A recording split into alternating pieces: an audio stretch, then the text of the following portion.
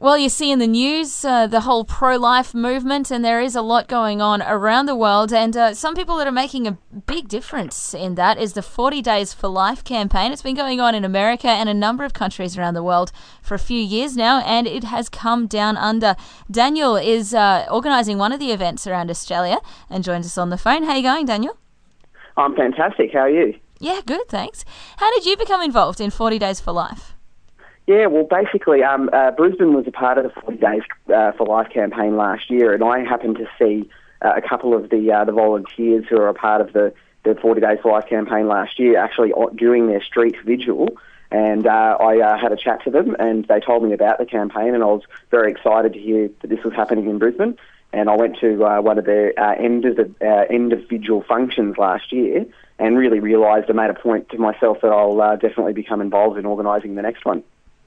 It sounds like a great initiative. Can you tell us a bit more about what it actually does? Absolutely, yeah. Well, what it is, it's a community-based campaign which involves three core aspects of really getting the message out there, really about the tragedy of abortion in our community. The main part of that is actually a 40-day vigil, a non-stop vigil for 40 days, 24 hours around the clock, actually at the front of an abortion facility in Brisbane.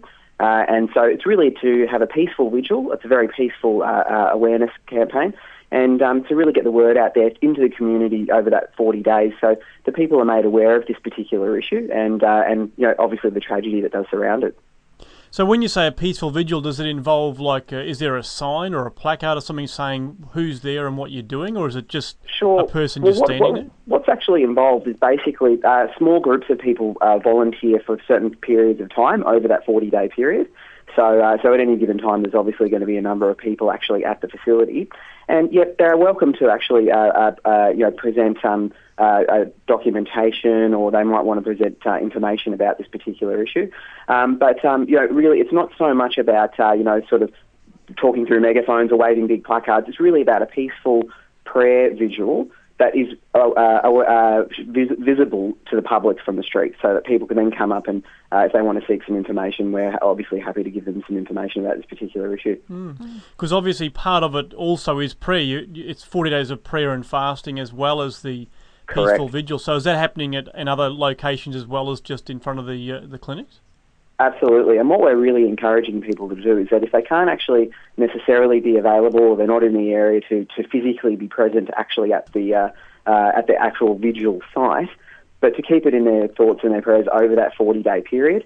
Perhaps it's an opportunity to do a bit more research into the topic. There's a lot of facts, a lot of great information out there, a lot of excellent organisations who have a lot of information about this particular issue. And so it's about people can keep this particular campaign as within their own private, within their family, or within their own social groups. And maybe it's an opportunity to raise the topic at within their social networks, just to really get that message out there over the 40-day period. You've got some interesting research on one of your fact sheets saying that only 15% of Australians support non-medical abortions, but over 95% of abortions are non-medical. Firstly, what do you mean by non-medical? And it's a pretty amazing statistic. Absolutely, yeah. Well, that particular fact was done by the largest research project into this particular issue in Australia. Okay, it was done by the Market Facts organisation.